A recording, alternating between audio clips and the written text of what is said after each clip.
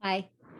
I just want to point out a couple of things about the story regarding learning to follow guidance and trust before I move on to the next audio. One thing I want to point out is what was happening during this period of time, as I mentioned at the beginning of the series, was I was learning to ask Holy Spirit about everything instead of thinking for myself. I was learning to ask Holy Spirit for guidance, and some of this guidance was written down. Some of this guidance wasn't written down, but I was no longer depending on Regina to know what to do. For example, when the house didn't sell, I received the guidance, the encouragement from the Holy Spirit to go ahead and get in the car and drive to North Carolina anyway, as I had originally planned. And that's what I did. At a prior time, I would have been trying to control the situation in some way. I don't know what I would have done. Maybe I would have called the realtor and said, we need to put this back on the market. You know, the house sold in one day before, it'll probably sell in one day again. Who knows what I would have done, but I would have been trying to figure out what can I do to fix this situation and make it be the way I need it to be in order for me to feel safe. And what you saw in this series is I didn't do that. I was not listening to my own conditioning, not listening to my own previous way of thinking or perceiving. I was listening to Holy Spirit, trusting that guidance and following it. The other thing I want to show you is when I was writing with Holy Spirit, journaling with Holy Spirit, I want to show you how I asked questions. You know, I'm reminded of the movie Peaceful Warrior. If you haven't seen that, it's a great movie, Peaceful Warrior.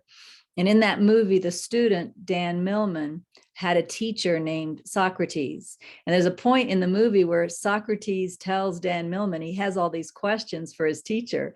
And Socrates tells Dan Millman, you need to learn how to ask better questions.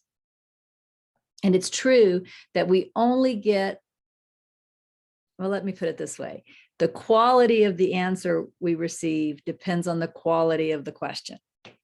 Right? The quality of the answer we receive depends on the quality of the question, which means we need to ask really good questions. So let me just show you again how I was asking questions, since these videos are pretty quick and you may not have caught that.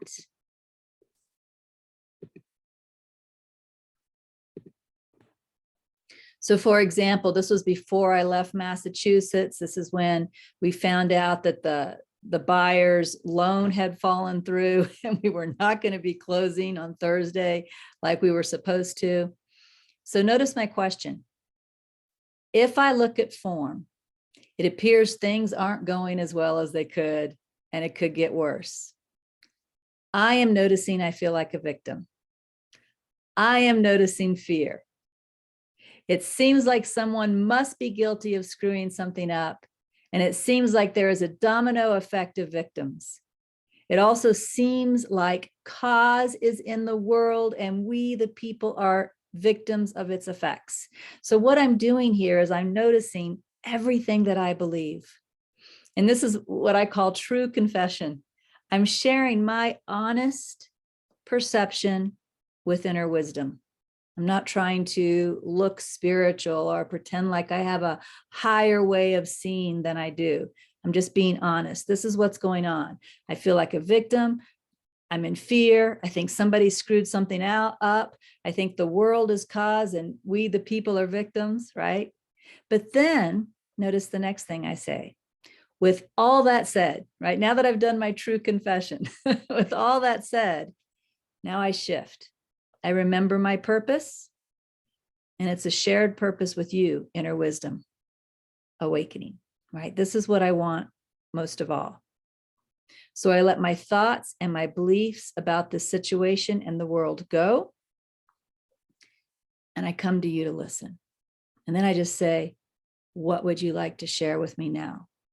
So there's an acknowledgement of what I believe, an acknowledgement of what I feel, and then a shifting into true purpose, a shifting into letting go of everything I think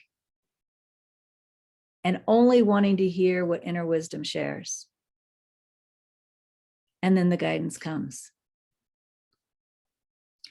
I'm going to scroll down to another example, which was near the end.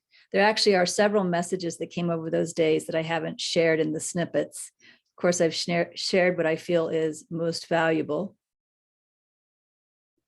All right, here, this is the one I wanted to get to. This is after I arrived in North Carolina.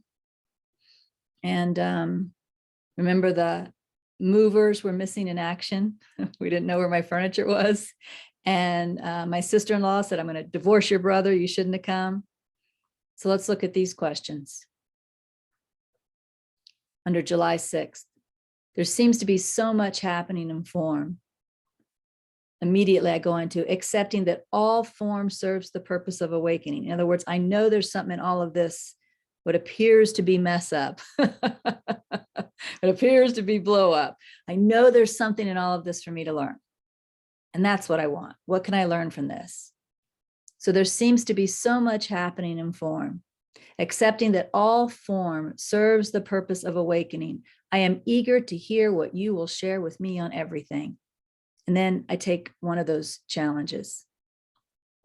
Let's start with my sister-in-law. She seems very angry at my brother for everything and says that she wants a divorce. So I'm sharing my perception again.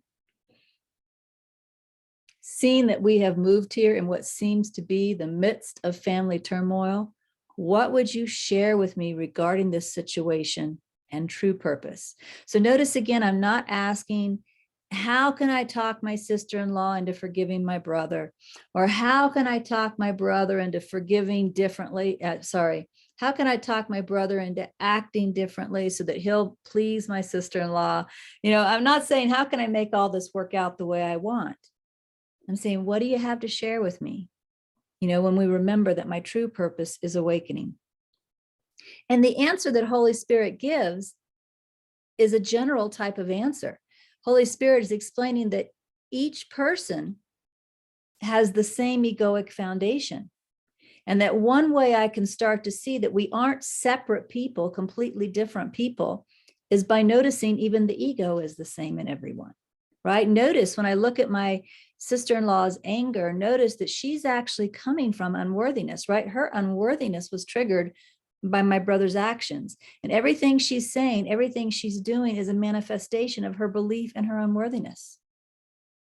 Look at my brother and notice my brother thinks that there's lack in his life.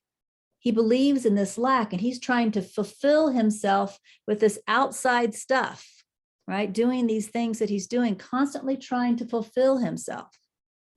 And look at everyone in the world and notice that everyone is coming from unworthiness, lack, fear. It's manifesting in different ways, but it's the same egoic foundation. And when you come to see this generalization, the same egoic foundation in everyone, you're actually getting pretty close to seeing our oneness, right? Sameness leads to oneness. So the answer is an answer that is helpful way beyond this particular situation. And in fact, it's a particular answer that I practiced for years as I looked at people. I kept looking at that sameness. All right, when I come to the next question, what about the seeming challenges of the move? Each step within the logistics seems to display a consistent pattern. It's bumpy and then it works out. Is this a statement about my state of mind that I should be aware of? What can I learn from this seeming pattern in form in anything?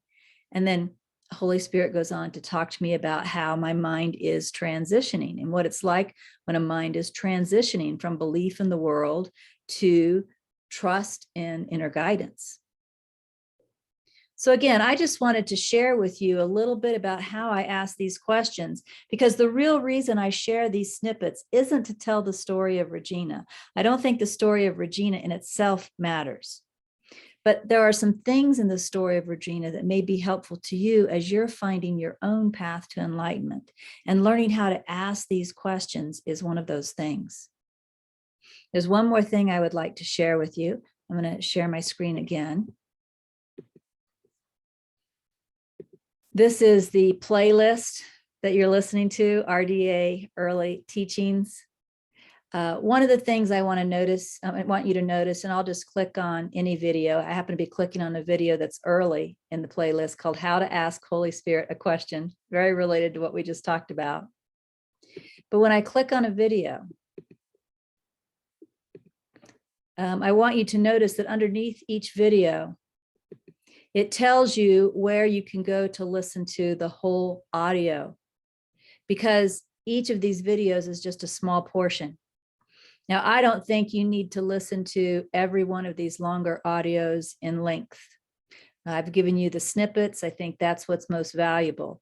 But in some cases for you, there may be something in the audio that I did not share that is really helpful. And what will happen is you may begin to feel a prompt to go listen to that particular audio in full. When you do, just go down into the description, click on the link, and that will take you to where you can find that particular audio in full. I always give you the date, so you can find the date and you can listen to that whole audio. So again, trust your guidance, trust your inner promptings. When you feel that prompt to go and listen to an audio in full, go and listen to that audio in full. There's something in there that's not in the snippets that's just for you. All right, I'm moving on to the next audio. I'm posting more snippets, and maybe I'll chat with you later in this playlist. I don't know. We'll see how it goes. Bye.